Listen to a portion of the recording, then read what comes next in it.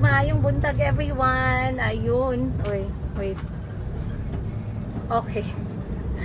Medyo late na ako nakalabas ng bahay kasi napag-desisyonan ko umupo muna sa labas, sa likod, at na-enjoy ko yung hangin at yung lamig doon. So natagalan talaga ako ng bongga. At syempre, nag-spend time ako ng konti kay Kulit-Kulot at kay Chico. Ayun. Ngayon nga, meron pala akong meeting. Ngayon ko sisimulan yung aking meeting na dapat kahapon kasi kahapon pala ay holiday. So tingnan natin kung kamusta naman itong mga meeting na inaatinan ko, guys. Productive ba to? Ano ba tong klaseng mga meeting na to? Alright. Kasi ano din pag nasa bahay tayo, stagnant, wala tayong magagawa doon maliban sa online selling, which is pwede naman natin gawin later. Ayun. So, nag-live nga pala ako kagabi regarding sa warning at maging vigilant sa mga scammers online kasi meron ako mga customers na nagbayad sa iba't ibang account na hindi nakapangalan sa Princess Yiga or Princess Jane Yiga. Yun po yung buong pangalan ko. Pero yung nakaregister sa aking GCash ay Princess Yiga, which is pareho lang po yan. Okay? So kapag nagbayad po kayo sa ibang mga pangalan, ibang number na hindi Princess Yiga, hindi ko po kayo matutulungan dahil hindi ko po yun sila kilala. Ang masasabi ko lang ay maging vigilant po kayo at wag na wag kayong magbayad sa mga pangalan na hindi ko alam yung apelyedo kasi merong nag-comment, ma'am pwede pakiklaro po ng apelyedo ng Mary Jane na scammer kasi Mary Jane po yung pangalan ko. Ma'am, no offense ma'am ha, pero kasi yung GCash po wala pong apelyedo. Naka-initial lang siya, Mary Jane lang yung nakita ko. Pero hindi po ibig sabihin na lahat ng Mary Jane gano'n. Ang sinasabi ko lang, merong isang scammer na ang pangalan niya sa GCash niya ay Mary Jane. No offense po ha. Sinasabi ko lang to para ma-aware kayo. Yung isa naman ay Layla. Okay? Hindi ko sinasabing lahat ng Layla at lahat ng Mary Jane ay masama. Hindi ganun, guys. Please. Okay po. Maraming salamat. Once again, be vigilant sa pagbabayad. Kung gusto nyo pong makasigurado, pwede i-PM nyo po ako at siguraduhin nyo po na ang mode of payment ay Princess Yiga lamang. Ayun. Oo, sige. Okay ra, gamay. Okay ra na. Wala problema. Alright guys, andito na ako ngayon kasi yung ka-meeting ko ay mga taga Jensen Meadows. Wow. Yung mga taga abroad dyan na pumakyaw ng bahay sa Jensen Meadows, sana all. Sana all na lang yun. So Jensen Meadows is a housing project dito sa Jensen, di ba ma'am? Yes. Ayan. At ito ay perfect sa mga OFW. So yung mga nanonood sa atin ng OFW na hurry up. Yes, na gustong mag-invest ng bahay, hurry up daw sabi ni Madam. Yeah! So ito mga ganito guys, tinitingnan ko talaga to para mabuhay yung dugo natin sa pang-araw-araw. Ayan, so dinala ako ni Ma'am sa kanilang warehouse. Nandito yung mga freebies natin, ma'am. Wow. Ano nga yung freebies ma'am sa Jensen Meadows? This is only for 3 bedrooms. Yes po. Pag hindi 3 bedrooms, walang... No, not allowed. So, ang ano natin is 1 set na wooden sofa. Yes. 3 sets, 2 doors wardrobe in every room. Mm-mm. Meron siyang dalawang Wardrobe. doors free. Wow. 1 set dining. Okay. Free na yun siya. Free So, yan. Hindi yan yes. kasali sa total contract price natin. Yes. And ang total contract price nitong 3 bedrooms sa Jensen Meadows, magkano ulit? 1.9 only. Imagine you guys, sa lahat na napuntahan ko, to be honest with you, sa lahat na naikutan ko sa Jensen, ito yung pinakamurang 3 bedrooms. Ayun, 3 bedrooms siya, 1.9 yung total niya. Yeah. Okay, meron 2 bathroom. 2 bathroom, Yes. 3 bedrooms. Tapos then yung subdivision ng Jensen Meadows, merong basketball court at swimming pool. Ayun. So kung interested kayo guys, alam nyo na kung paano tayo kontakin, magtanong na lang kayo dyan.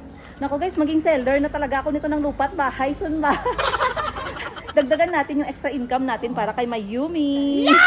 Ngayon guys, so anyway, eto ay merong freebies etong Jensen Meadows sa kanilang mga 3-bedroom economic houses, which is limited lang. And by the way guys, as of today, as we speak, sa vlog na to, meron lang silang available na 8 houses out of 78. Out of 78 houses, 8 na lang yung available kasi ang daming OFW guys na nagsilabasan ang pera. OFWs. Yes, very good mga OFW na kumuha ng bahay kahit saan man kayo kumuha sa Pilipinas, very good. Agree ako dyan kasi sinasabi ko sa inyo 12 years ago yun yung pinagsisihan ko talaga. So goods, thumbs up tayo dyan. So pag nag-avail kayo ng bahay dito sa Jensen Meadows, meron silang promotion na free yung kanilang wardrobe in each of the bedroom na 3.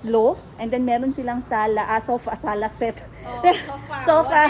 Meron silang sofa na free at meron silang free na dining table. Dining set ang tigas. Dining set na 6-seaters. Ilan na ba kami, be? 4 yung anak ko, ako 5. Kulang pa, dagdag pa tayong isa, guys. Kasi 6-seater yung free. Alright, so eto yung pinunta ko ngayon. Tingnan natin ano pa yung malalaman natin today. Syempre, i-share ko sa inyo. So if you wanna hear more about this episode at gusto nyo matuto ng pakonti-konti about sa mga investment, mga bahay, property, don't miss this episode today, guys. And keep on watching.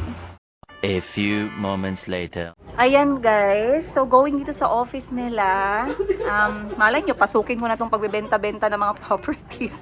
So pag-aralan natin ng maayos. Anyway, ito ang kanilang mapa ng Jensen Meadows. Ang Jensen Meadows ay nasa Mabuhay, General Santos City.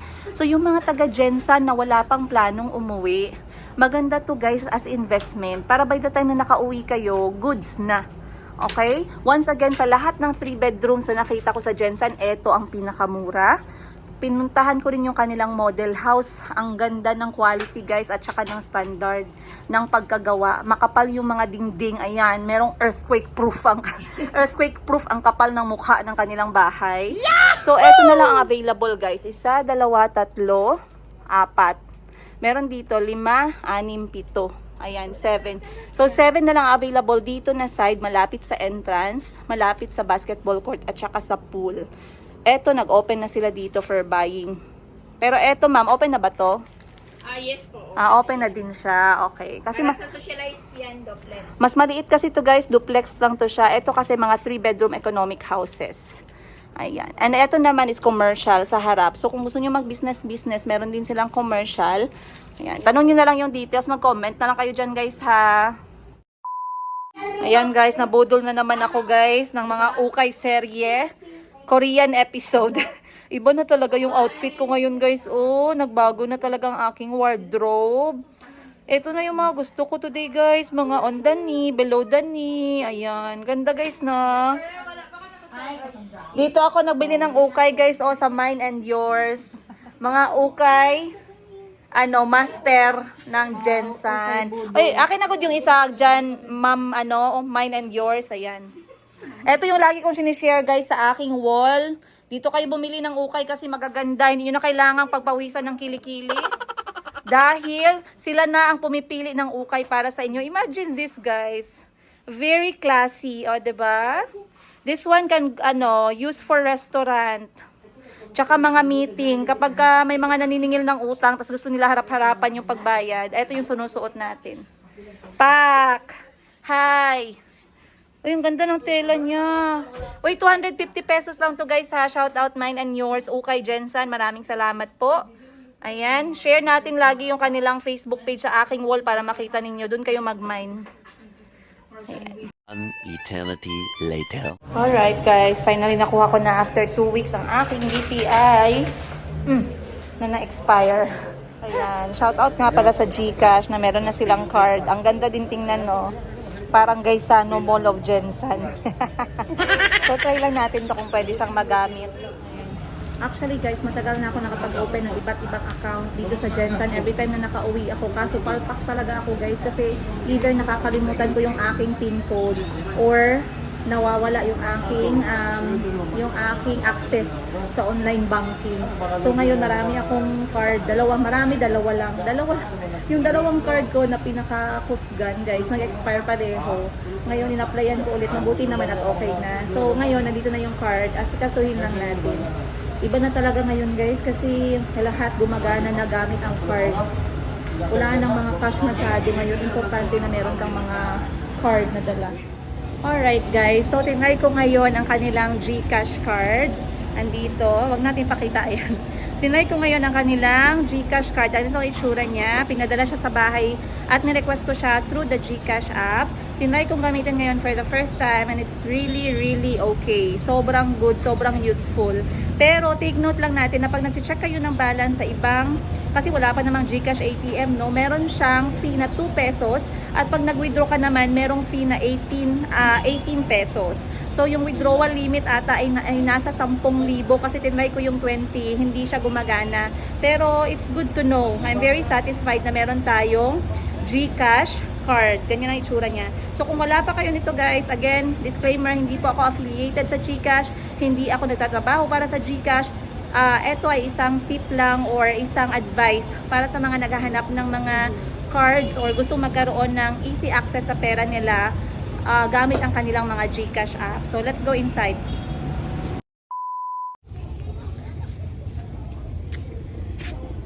Parang ang bilis lang ng oras guys.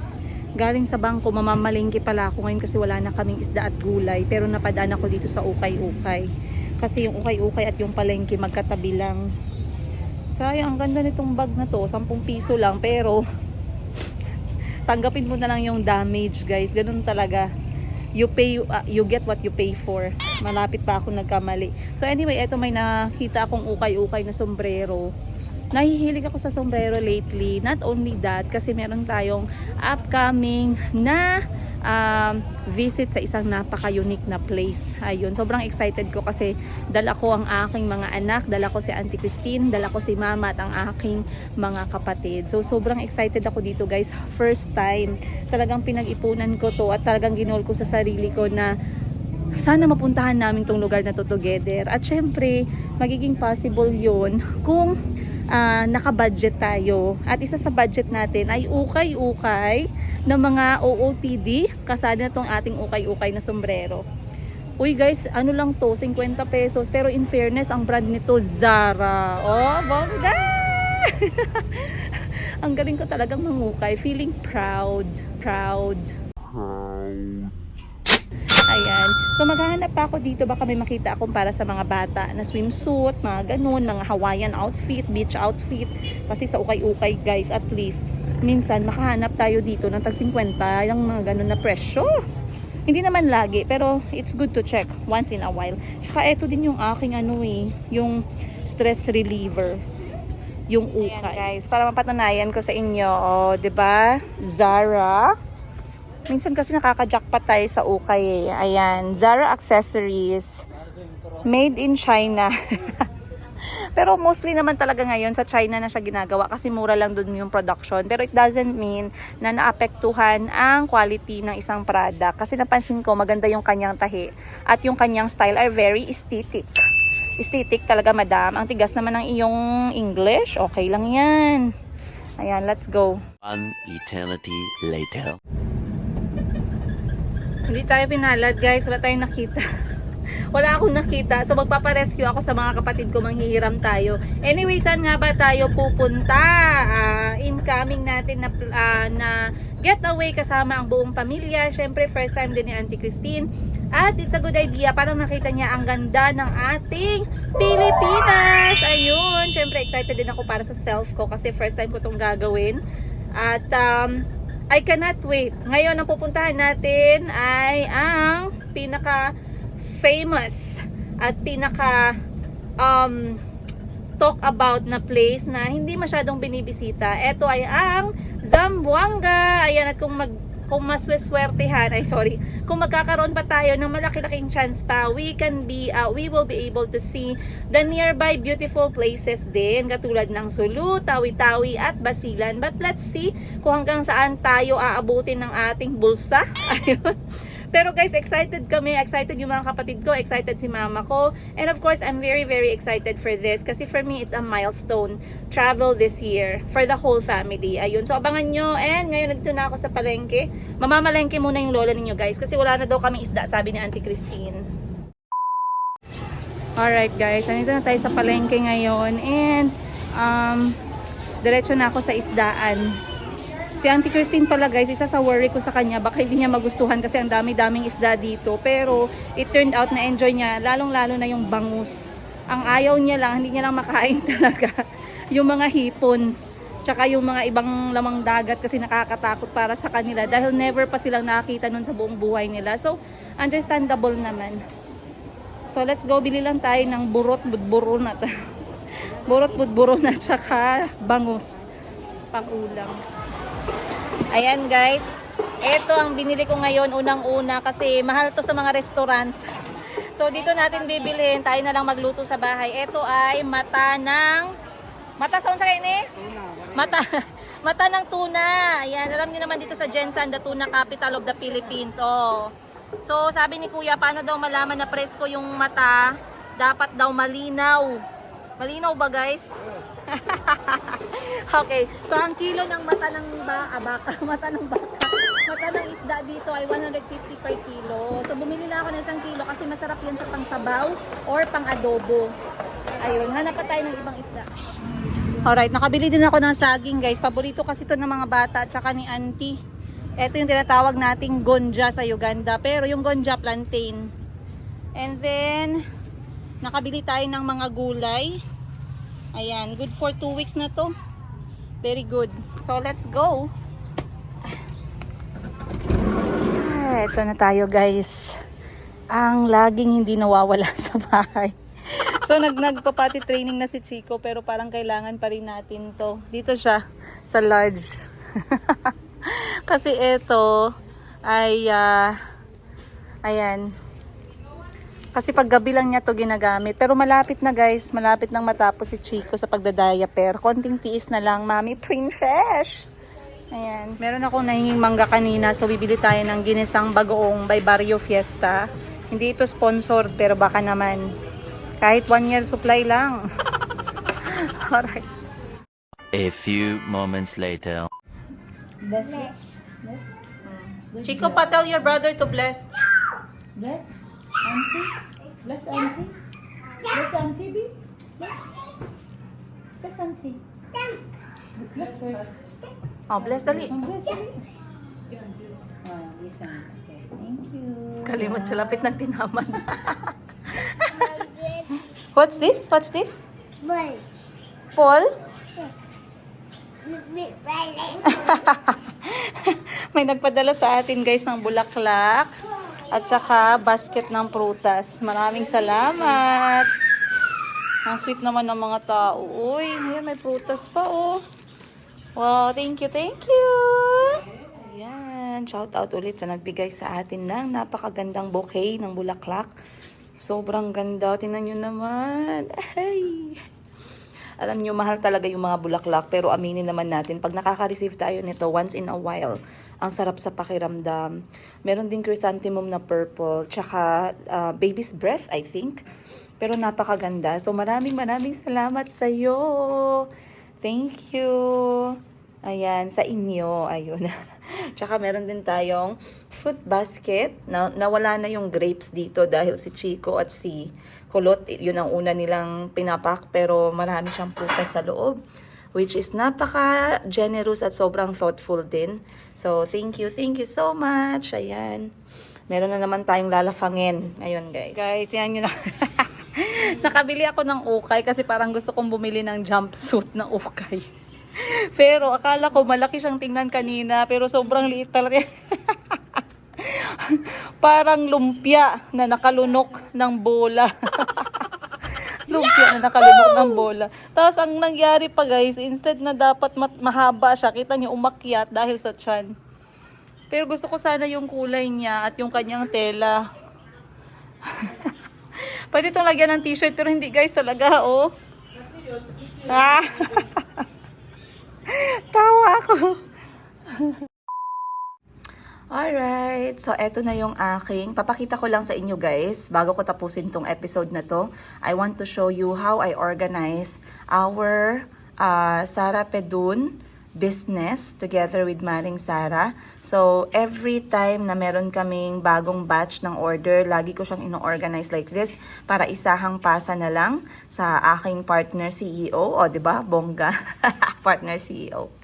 So, anyway, iba-block out ko lang yung mga important details na hindi pwedeng ipakita, but I just want to show you how we organize or how I organize the record. So, nilalagay ko muna yung pangalan and then yung order ng clients, yung mga napili nilang fabric code. So, every tela ay merong code or meron siyang name para hindi magkalituhan.